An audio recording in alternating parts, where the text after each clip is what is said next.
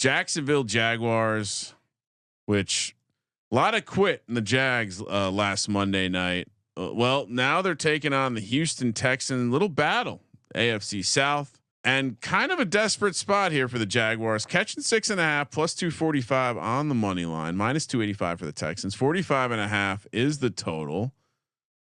The Texans are in a spot here where they are going against the Jags team that is on a back-to-back road spot. Is on a short week. They underperformed the spread by 21 points last week, Sean. So they are a close your eyes special. Oh, and they appear to be catching some sharp action this week, which is never something you like with a close your eyes special. I am going to continue to go to the church of the close your eyes special. I wish this was 7. My saving grace is that CJ Stroud, I would say, is not looking like someone on the verge of being an MVP quarterback. And perhaps we can see this pass rush for the Jacksonville or Saxonville Jaguars stand up and make a couple plays. It does. The Joe Mixon news seems very 50-50 this week. Tank Dell's banged up. This Houston team is a little banged up, Sean.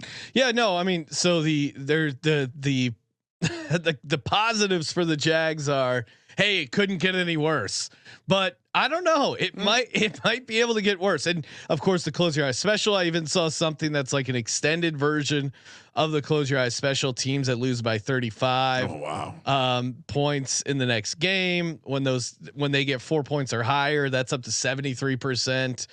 So you're really playing fire, but I don't like some of these trends I worry about historically, because I feel like now it's so much information out there about teams, coming back and like market awareness is at an all-time high. So even square sharps are aware of like bounce back opportunities and stuff like that. They're not quite like, I don't know if you're getting that many bonus points here with this Jags team.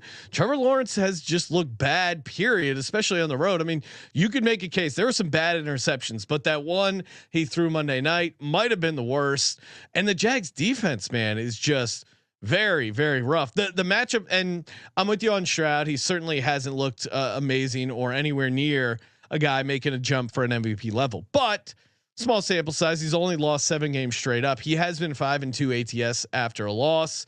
And the Texans just kind of own the Jags. Going back to the flow chart, 21-6 straight up against the Jags last 27. The Jags own the Colts, or maybe vice versa. I forget the exact AFC South flow chart, but there are some powerful angles in there. The matchup that is so makes it so hard to fire on the Jags is the Jags offense against this Texans defense. Like I still think this Texans defense is pretty good. I get what happened in Minnesota. They kind of got hit in the mouth. The offense couldn't do anything and they unraveled a bit, but this Texans defense, especially at home, I think is just going to be a nightmare scenario for the Jags. And you throw in the short week and the back-to-back, I just can't do it. And Shad Khan, they said it's the angriest he's ever been. I mean, Peterson might get fired after this game, Kramer. I think they like Peterson though. And so there could be a get up spot here. I also worth noting, since week 13 of last season, the Jags have only won 1 game. And Trevor Lawrence was not starting that game. He's lost what, 8 or 9 in a row? 8 in a row. He's 0-8 in his last 8 starts. And like 1-8 AT or 1-7 ATS. So I'm going Houston. I see the case for Jacksonville, but I just can't do it. It's his like Trevor Lawrence is grading out. If you look at like CPOE and the composite of CPOE and EPA, he's grading out between Caleb Williams and Bryce Young. He's quiet. He's lucky he's in Jacksonville. Who by the way, if he was in like a Northeast sports market, he would be getting destroyed. People don't even bother to shit on the Jags. But I would also point out in those same types of metrics, CJ Stroud is grading out below Will Levis. So I just think the coaching right now, the defensive talent, I get you with the offense struggling, but give me some points. And to your point of the extra value, look ahead last week was 5.5, but this number opened back in May at 3.5. So it's been moved. But guess what? Dogs have been barking all season. So people are going to buy up these sevens. Sure. I would imagine we'll see this, especially with this kind of game. But the close your eyes special, Sean, come on, what are you doing? You're just spitting in the face of the close your eyes special. I am.